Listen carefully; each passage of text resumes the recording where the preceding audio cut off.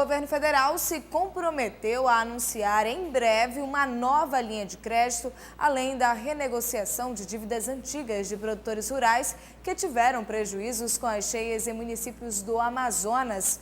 Vamos a Brasília falar com Wellington Lopes, que tem os detalhes sobre esta informação.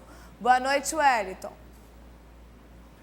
Boa noite, Tânia. Boa noite a todos. O socorro aos produtores não será imediato. O governo federal vai precisar de uns 30 dias para fazer levantamentos mais aprofundados.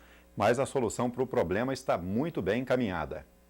O diretor-presidente do Instituto de Desenvolvimento Agrário e Florestal do Amazonas e a secretária interina de Produção Rural do Estado participaram de reunião com o ministro do Desenvolvimento Agrário em Brasília e pediram ajuda para amenizar a situação de mais de 6 mil famílias de produtores rurais que juntas tiveram prejuízo que pode passar dos 160 milhões de reais. Nós viemos aqui para discutir a possibilidade de uma linha de crédito especial, como foi feito na época do ano de 2012 também, né? E repactuar a dívida, né? Conseguir um prazo maior para o pagamento da dívida dos produtores de 2012.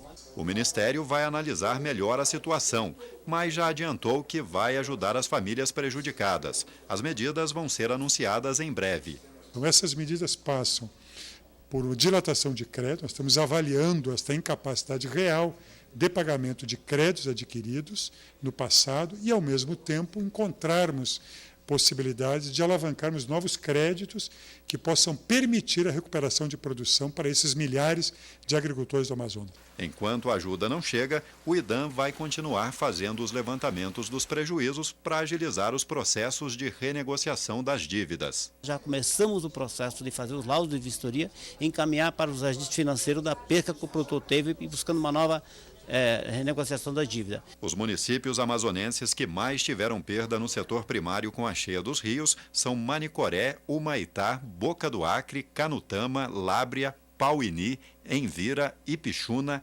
Itamaraty, Guajará, Apuí, Borba, Novo Aripuanã e Nova Olinda do Norte.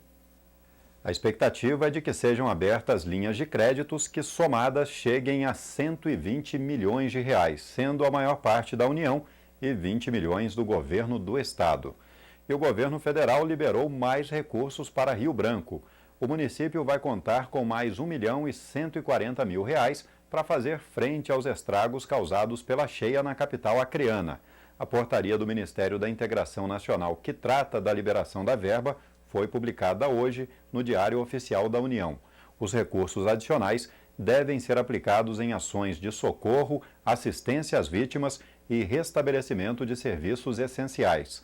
O prazo para a execução das obras e serviços é de 365 dias a contar de hoje. No início do mês, o Ministério da Integração Nacional já havia liberado R$ 265 mil para Rio Branco. E a Agência Nacional de Energia Elétrica aprovou o regulamento que permite a oferta de serviço de conta de luz pré-paga em todo o país. Saiba como isso vai funcionar na reportagem de Gisele Loureiro. Chuveiro, computador, videogame. Tanto consumo assim, o resultado não poderia ser diferente. A conta mensal de energia na casa de Ribeiro sempre ultrapassa o esperado. Já tentamos, mas não tem como. É muito difícil, mas é normal. Assim, a conta vem mais cara do que a outra, sempre. Ele não é o único a pagar muito pelo consumo de energia elétrica. Entre 85 e 90 reais. Muito caro. 260, 180. Para ajudar o consumidor a controlar os gastos, a Agência Nacional de Energia Elétrica aprovou o sistema de conta de luz pré-paga. A adesão é opcional e sem custos. Quem aderir ao serviço vai receber um novo medidor de energia como este. O procedimento é o mesmo que ocorre com o celular pré-pago. E para evitar que a pessoa fique no escuro, o aparelho vai avisar quando os créditos estiverem no final.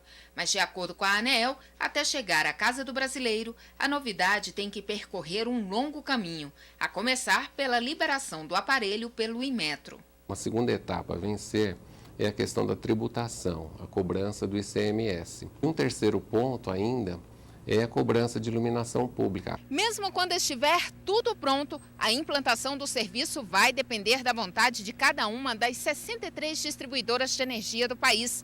Também caberá à concessionária definir os pontos de venda dos créditos. A única exceção é o estado do Amazonas, que já conta com um pré-pago em 11 comunidades desde 2009, quando foi implantado o projeto piloto.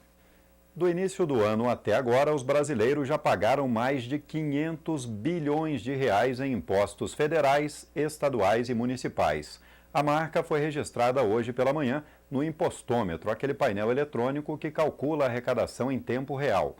Só no ano passado, o Impostômetro registrou 1 trilhão e 700 bilhões de reais em impostos arrecadados no Brasil. É muito dinheiro.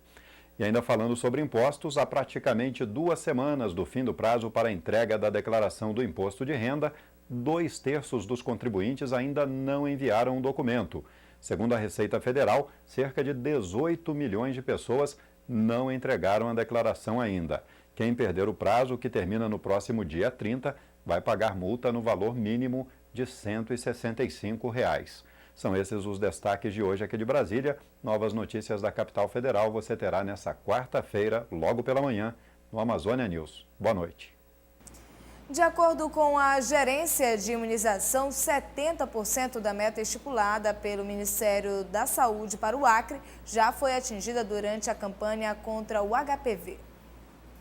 O Acre vacinou 70% das 21 mil meninas, meta do Ministério da Saúde entre 11 e 13 anos, contra o HPV. De acordo com o gerente da Divisão de Imunização e Rede Frio, Ivan Galvão, o trabalho se estende, mesmo após o término da campanha no último dia 10 de abril. É necessário o envolvimento de todas as equipes municipais de saúde do Estado. Isso vale lembrar que os 22 municípios aderiram plenamente à campanha, estão realizando as atividades na escola, que foi o primeiro momento, o primeiro contato desses adolescentes com a vacina, e a partir daí a vacina está sendo agendada nas unidades básicas de saúde. O vírus HPV é altamente contagioso e é possível passar de uma pessoa para pessoa em apenas uma única exposição. Sua transmissão se dá por contato direto com a pele ou mucosa infectada por meio do ato sexual ou durante o parto. Utilizada como prevenção no câncer de colo de útero,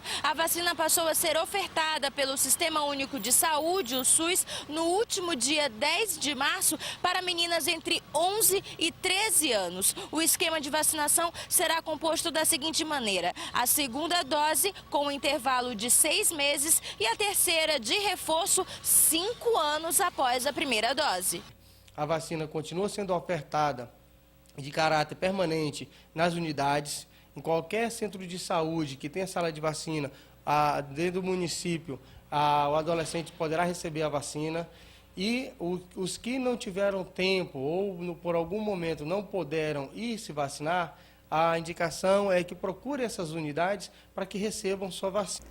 71 cubanos profissionais da saúde chegaram a Rondônia para integrar o programa Mais Médico do governo federal. Ainda essa semana, eles serão distribuídos entre os municípios do estado. Rondônia é o segundo estado da região norte a receber uma quantidade maior de médicos do programa do governo federal. Nesta quarta etapa, 71 médicos cubanos chegaram à capital, totalizando 253 profissionais. Nesta quinta-feira, eles serão encaminhados aos municípios para começar o treinamento. Serão recepcionados por prefeitas e prefeitos, secretários e secretárias municipais, e já começam a atuar nos municípios, aqui como o secretário Pimentel colocou, atuando fortemente em todo o processo de organização da atenção básica. Devido ao estado de calamidade pública, emergência e isolamento provocados pela cheia do Rio Madeira, Porto Velho receberá 29 médicos, Guajará-Mirim, 5, Nova Mamoré, 3 e Rolim de Moura, 2. Segundo o secretário de Gestão Estratégica e Participativa do Ministério da Saúde, a atuação desses profissionais será essencial para a prevenção de possíveis epidemias nas regiões atingidas pela cheia. Eloida é cubana e tem 23 anos de experiência na área médica. Está ansiosa para o trabalho, mas deve esbarrar em uma dificuldade: o idioma. Eu quero trabalhar atenção médica de saúde a toda a população que não tem acesso à saúde. Os médicos que integram o programa vão trabalhar no programa de assistência básica, inclusive com visita domiciliar. E nisso tudo, o entrosamento entre o médico da unidade da área territorial do bairro com a própria comunidade. A previsão é de que até junho eles iniciem o atendimento. Em instantes, no Amapá, financiamento vai ajudar pescadores a comprar novos barcos. Nós voltamos já já.